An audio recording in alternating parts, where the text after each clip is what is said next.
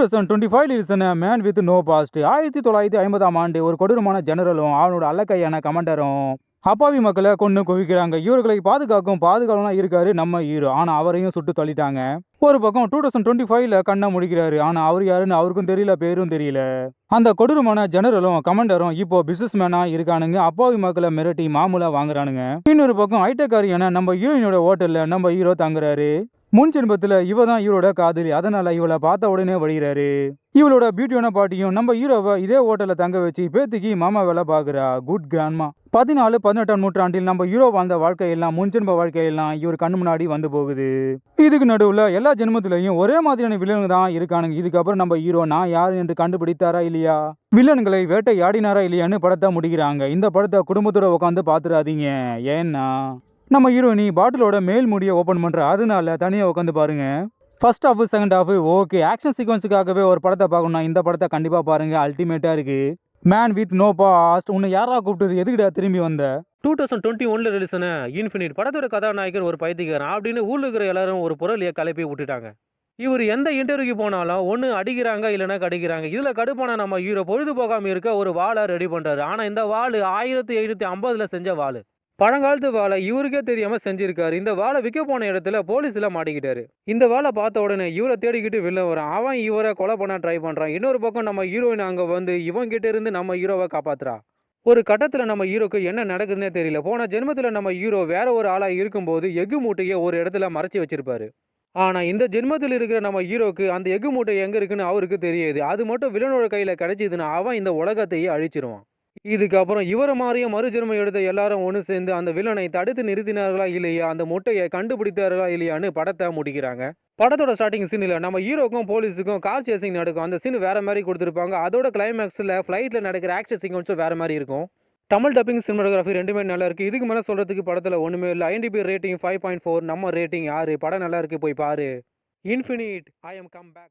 2018 ரிலீஸான mortal engines. உலகமே அழிந்த பிறகு மிச்சமீதி மக்கள் லண்டனை உருவாக்கி வாழ்க்கையை ஓடிக்கிட்டு இருக்காங்க. கூடவே லண்டன் நகரத்தையுமே சைக்கிள் ஓட்டுற மாதிரி ஓடிக்கிட்டு டிராவல் பண்ணிக்கிட்டு இருக்காங்க. ஓடி ஒழுகிற மக்களை தேடி பிடிக்கிறாங்க. ஒரு பக்கம் ஃபேஸில் மார்க் போட்ட நம்ம ஹீரோயினி இவ அம்மாவை கொன்னவனை கொல்ல பார்க்குற. ஆனால் நம்ம ஹீரோ தடுத்துட்டான். இவளும் தப்பிக்கிற, நம்ம ஹீரோவும் துரத்துறான். என் அம்மாவை அவன் தான் கொண்டான்னு இவன் கிட்ட சொல்லிட்டு தப்பிச்சிட்டா. ஹீரோவுக்கு உண்மை தெரிஞ்சு போச்சுன்னு வில்லன் இவனையும் தள்ளி விட்டுட்டான். இன்னொரு பக்கம் நம்ம ஹீரோயினி ஒன்னா டிராவல் பண்ணிக்கிட்டு இருக்காங்க. வில்லன் ஒரு பச்சை கலர் எலும்பு கூட அரக்கனை தப்பிக்க விட்டு அது நம்ம ஹீரோயினை துரத்திக்கிட்டு இருக்கு. வில்லன் ஒரு நகரத்தை கைப்பற்ற ஒரு பயங்கரமான ஆயுதத்தை ரெடி பண்ணிக்கிட்டு இருக்கான். இதுக்கப்புறம் நம்ம ஹீரோயினி புரட்சியாளர்களுடன் சேர்ந்து வில்லனோட சதி திட்டத்தை முறியடித்து நகரத்தை காப்பாத்தினார்களா இல்லையான்னு படத்தை முடிக்கிறாங்க. ஒரு தரமான படம். Tamil dubbing cinematography double okay. IMDb rating 6.1, நம்ம ரேட்டிங் 6.5. மார்டல் இன்ஜின் 2025 ரிலீஸான யுவர் கார்டியலி இன்வைட்டட். பொண்ணுக்காகவே தன்னோட வாழ்க்கையை வாழ்ந்துகிட்டு இருக்காரு நம்ம ஹீரோ. ஆனா அவரோட பொண்ணு படிக்க போன இடத்துல ஒரு பையனை லவ் பண்ணி இவனை தான் கல்யாணம் பண்ணிக்க போறேன்னு அடம் பிடிக்கிறா.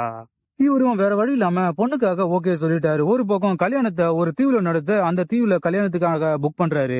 இன்னொரு பக்கம் டிவில வேலை செஞ்சுக்கிட்டு இருக்கா நம்ம ஐட்டக்கார ஹீரோயினி. அவளும் அவளோட அக்கா கல்யாணத்தை அந்த தீவுல நடத்த அந்த தீவை இவ புக் பண்றா. இவங்க ரெண்டு பேரும் ஒரே தீவுல 2 கல்யாணத்தை புக் பண்ணி மாட்டிக்கிட்டு முடிக்கிறாங்க. இதுக்கப்புறம் இந்த கல்யாணத்தில் நடக்க போற தில்லாலங்கடியான்னு படத்தை முடிக்கிறாங்க. ஒரு தரமான காமெடி படம்.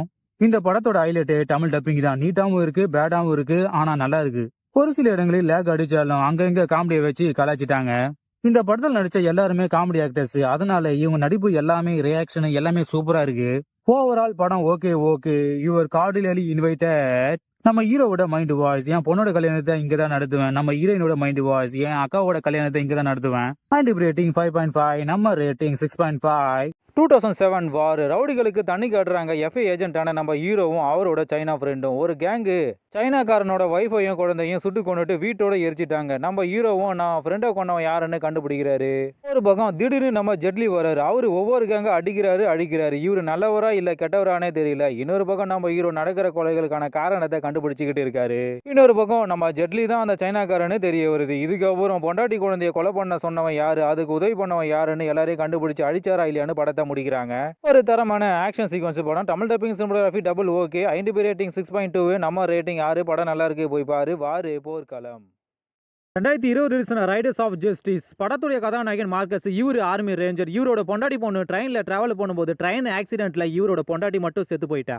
இந்த துக்கம் தாங்க முடியாம ஆர்மி வேலையை விட்டுட்டு மார்க்கஸ் மறுபடியும் வீட்டுக்கு வந்து இவரோட 16 வயது பொண்ணை வளர்க்குறாரு. ஒரு 2 பேரும் மார்க்கஸை மீட் பண்ணி உங்க பொண்டாட்டி செத்தது விபத்து இல்ல, யாரோ திட்டமிட்டு ட்ரெயின்ல வெடிகுண்டு வச்சிருக்காங்க அப்படின்னு இவன் சொன்ன உடனே இதை கேட்ட மார்க்கஸ் தான் பொண்டாட்டிக்கு சாவுக்கு காரணமாவங்கள ஒரு டீமை ஃபார்ம் பண்ணி பிளான் பண்ணி அவங்கள வேட்டையாடுறாரு.